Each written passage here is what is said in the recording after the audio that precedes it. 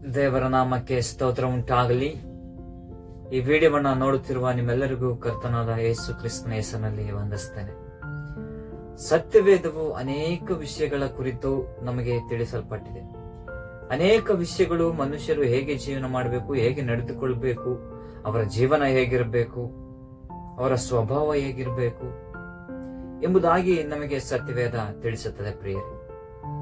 ಆದರೆ ಲೂಕನು ಬರೆದ ಸುವಾರ್ತೆ 14ನೇ ಅಧ್ಯಾಯ 11ನೇ ವಾಕ್ಯದಲ್ಲಿ ತನ್ನನ್ನ ತಗ್ಗಿಸಿಕೊಳ್ಳುವವನು ಹೆಚ್ಚಿಸಲ್ಪಡ್ತಾನೆ ಎಂಬುದಾಗಿ ನಾವು ನೋಡ್ತೇವೆ. ತಗ್ಗಿಸಿಕೊಳ್ಳುವುದರ ಆಶೀರ್ವಾದಗಳು ಎನಿಸಲಾಗದಷ್ಟು ಅವುಗಳನ್ನ ಮಾತಿನಿಂದ ಹೇಳಲಿಕ್ಕೆ ಸಾಧ್ಯವಿಲ್ಲ. ತಗ್ಗಿಸಿಕೊಳ್ಳುವುದರಿಂದಲೂ ಆಶೀರ್ವಾದಗಳು ಉಂಟೆಂದು ಅನೇಕರು ತಿಳಿಯಬಹುದು.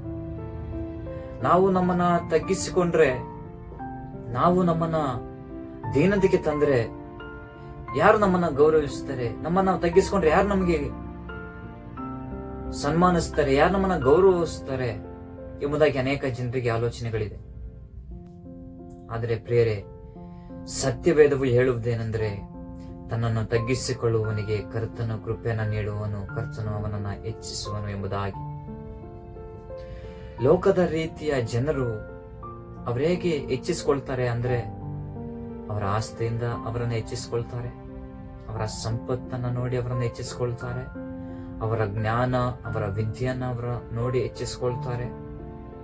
ಅವರೇ ನಂದು ಮೇಲ್ಜಾತಿ ಎಂಬುದಾಗಿ ಅನೇಕ ಜನರನ್ನು ಹೆಚ್ಚಿಸಿಕೊಳ್ತಾರೆ. ನಾನು ದೊಡ್ಡ ಕೆಲಸದಲ್ಲಿ ಇದ್ದೇನೆ ಎಂಬುದಾಗಿ ಹೆಮ್ಮೆಯಿಂದ, ಗೌರವದಿಂದ ಅವರನ್ನು ಹೆಚ್ಚಿಸಿಕೊಳ್ತಾರೆ. ಆದರೆ ಆ ಪರಿಸ್ಥಿತಿಗೆ ಅವರನ್ನ ಹೆಚ್ಚಿಸಿದಂತ ದೇವರನ್ನ ಅವರು ಮರೀತಾರೆ. ಆದರೆ ದೇವರ ವಾಕ್ಯವನ್ನ ಧ್ಯಾನ ಮಾಡುವಾಗ ದೇವರ ವಾಕ್ಯ ನಮಗೆ ಹೇಳಲ್ಪಡ್ತಾ ಇದೆ, ತನ್ನನ್ನ ತಗ್ಗಿಸಿಕೊಳ್ಳುವವರನ್ನ ಕರ್ತನು ಹೆಚ್ಚಿಸ್ತಾನೆ ಎಂಬುದಾಗಿ. ನಿನ್ನನ್ನ ಹೆಚ್ಚಿಸುವಾಗ ನಿನ್ನನ್ನು ತಗ್ಗಿಸಿಕೊಂಡು ನಡೆ, ಆಗ ಕರ್ತನು ನಿನ್ನನ್ನು ಇನ್ನೂ ಉನ್ನತ ಸ್ಥಿತಿಗೆ ಕರ್ತನು ಹೆಚ್ಚಿಸ್ತಾನೆ. ಒಬ್ಬ ದೇವ ಸೇವಕರು ಹೀಗೆ ಹೇಳ್ತಾರೆ, ಯಾವ ಮನುಷ್ಯನು ತನ್ನನ್ನ ತಗ್ಗಿಸಿಕೊಂಡು ಯೇಸು ಯೇಸು ಎಂದು ಹೇಳಿ ಓಡುತ್ತಾ ಇರುವನೋ ಅವನು ತನ್ನ ಓಟವನ್ನ ಜಯದಿಂದ ಮುಗಿಸುತ್ತಾನೆ ಎಂಬುದಾಗಿ. ನನ್ನ ಉನ್ನತ ಸ್ಥಿತಿಗೆ ತರುವ ದೇವರು, ನಿನ್ನ ಆಶೀರ್ವಾದ ಮಾಡುವ ದೇವರು, ನಿನ್ನ ಸ್ಥಿತಿಗತಿಗಳನ್ನು ಬದಲಾಯಿಸುವ ದೇವರು, ನಿನ್ನ ಕಷ್ಟ ಕಾಲದಲ್ಲಿ ನೀನು ಪ್ರಾರ್ಥನೆ ಮಾಡುವ ದೇವರು ಕೇಳುತ್ತಾನೆ. ಅಂತ ದೇವರ ಮುಂದೆ ನಿನ್ನನ್ನು ತಗ್ಗಿಸಿಕೊಂಡು ನಡೆದರೆ ಆ ಕರ್ತನಾದ ಯೇಸು ಕ್ರಿಸ್ತನು ನಿನ್ನನ್ನು ತಕ್ಕ ಸಮಯದಲ್ಲಿ ನಿನ್ನ ಮೇಲೆ ತರ್ತಾನೆ. ಸಾಧಾರಣವಾಗಿ ಮನುಷ್ಯರಿಗೆ ತಮ್ಮನ್ನ ತಗ್ಗಿಸಿಕೊಳ್ಳಲಾಗುವುದಿಲ್ಲ. ಯಾಕೆಂದ್ರೆ ಅವರಿಗೆ ಕೋಪ, ಹೆಮ್ಮೆ, ಗರ್ವ, ಅಹಂಕಾರ ಅನೇಕ ಅವರಲ್ಲಿ ಇದೆ. ಇದಕ್ಕೆ ಕಾರಣವೇನು? ಕಾರಣ ಬೇರೇನಿಲ್ಲ, ಸೈತಾನನೇ ಇದಕ್ಕೆಲ್ಲ ಕಾರಣ. ಸೈತಾನನಂತ ಹೆಮ್ಮೆಯುಳ್ಳವರು ಈ ಲೋಕದಲ್ಲಿ ಮತ್ತೊಬ್ಬರಿಲ್ಲ. ಪ್ರಿಯರೇ, ನಮ್ಮನ್ನ ನಾವೆಚ್ಚು ತಗ್ಗಿಸಿಕೊಳ್ತೇವೋ ಅಷ್ಟು ದೇವರು ನಮ್ಮನ್ನ ಹೆಚ್ಚಿಸ್ತಾರೆ, ನಮ್ಮನ್ನ ಆಶೀರ್ವಾದ ಮಾಡ್ತಾರೆ. ಉದಾಹರಣೆ, ಒಂದು ಸತ್ಯವೇದ ಶಾಲೆಗೆ ಒಬ್ಬ ಯವನಸ್ಥನು ದೇವರ ವಾಕ್ಯವನ್ನ ಕಲಿಯಲಿಕ್ಕೆ ಎಂಬುದಾಗಿ ಸತ್ಯವಾದ ಶಾಲೆಗೆ ಹೋಗ್ತಾನೆ. ಅವನು ಬಹಳ ದೊಡ್ಡ ಶ್ರೀಮಂತನಾಗಿರ್ತಾನೆ. ಆದರೆ ಸತ್ಯವೇದ ಶಾಲೆಯಲ್ಲಿ ಎಲ್ಲಾ ವಿದ್ಯಾರ್ಥಿಗಳಿಗೂ ತನ್ನದೇ ಆಗಿರುವಂತಹ ಕೆಲವೊಂದು ಡೈಲಿ ರೋಟೀನ್, ಅಂದ್ರೆ ಡೈಲಿ ಮಾಡುವಂತಹ ಕೆಲಸಗಳ ಕುರಿತಾಗಿ ಲಿಸ್ಟ್ ಮಾಡಿ ಬೋರ್ಡ್ ಅಲ್ಲಿ ಅನೌನ್ಸ್ ಮಾಡ್ತಾರೆ. ಆದ್ರೆ ಈ ಶ್ರೀಮಂತನಾದ ಒಬ್ಬ ವ್ಯಕ್ತಿಗೆ ಶೌಚಾಲಯವನ್ನ ಶುಚಿ ಮಾಡುವಂತಹ, ಶೌಚಾಲಯವನ್ನ ಕ್ಲೀನ್ ಮಾಡುವಂತಹ ಒಂದು ಡ್ಯೂಟಿಯನ್ನ, ಕೆಲಸವನ್ನ ಈ ಯವನಸ್ಥನಿಗೆ ಕೊಡ್ತಾರೆ. ಆದ್ರೆ ಈ ಯವನಸ್ಥನು ಶ್ರೀಮಂತನಾಗಿದ್ದರಿಂದ ಇವರ ಮನೆಯಲ್ಲಿ ಅನೇಕ ಕೆಲಸಗಾರರಿದ್ರು. ಇವನು ಯಾವ ಕೆಲಸ ಮಾಡ್ತಾ ಇರಲಿಲ್ಲ. ಆದ್ರೆ ಇಲ್ಲಿ ಸತ್ಯವೇದ ಶಾಲೆಗೆ ಇವತ್ತು ಬರುವಾಗ ಇವನಿಗೆ ವಾಶ್ರೂಮ್, ಶೌಚಾಲಯವನ್ನ ಅದನ್ನ ಕ್ಲೀನ್ ಮಾಡ್ಲಿಕ್ಕಿರುವಂತಹ ಒಂದು ಕೆಲಸ ಜವಾಬ್ದಾರಿಯನ್ನ ಈತನಿಗೆ ಕೊಡ್ತಾರೆ.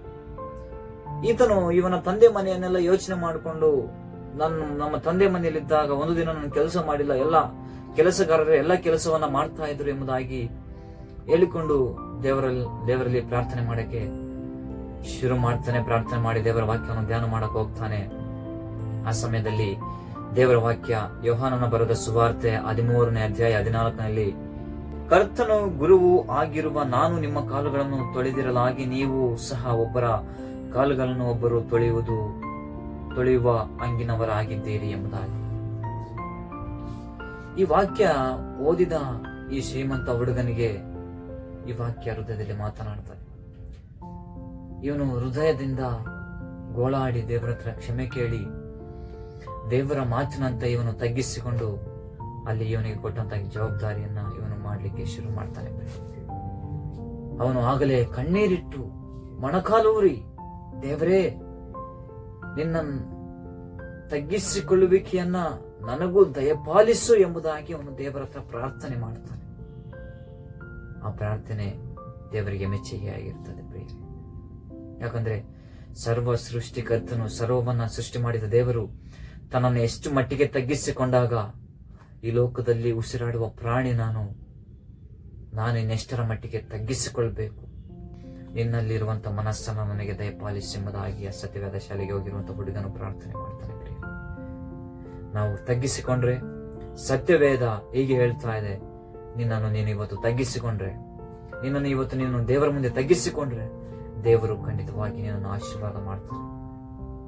ಅನೇಕ ಜನರು ಮನುಷ್ಯರ ಮುಂದೆ ತಮ್ಮನ್ನ ಹೆಚ್ಚಿಸಿಕೊಳ್ತಾರೆ, ತಮ್ಮನ್ನ ತಾವೇ ಅಹಮಿಂದ, ಹೆಮ್ಮೆಯಿಂದ ಅವರನ್ನು ಹೊಗಳ್ಕೊಳ್ತಾರೆ. ಆದರೆ ಕರ್ತನಾದ ಯೇಸು ಕ್ರಿಸ್ತನ ಮುಂದೆ ಯಾರು ತಗ್ಗಿಸಿಕೊಳ್ತಾರೋ, ದೇವರ ಮುಂದೆ ಯಾರು ತಗ್ಗಿಸಿಕೊಂಡು ಜೀವನ ಮಾಡ್ತಾರೋ ಅಂತವರಿಗೆ ದೇವರ ಕೃಪೆ, ದೇವರ ಆಶೀರ್ವಾದ ಸದಾ ಇರ್ತದೆ. ಈ ವಾಕ್ಯದ ಮೂಲಕ ದೇವರು ನಮ್ಮೆಲ್ಲರನ್ನ ಏರಳವಾಗಿ ಆಶೀರ್ವಾದ ಮಾಡಲಿ. ಆಮೆನ್.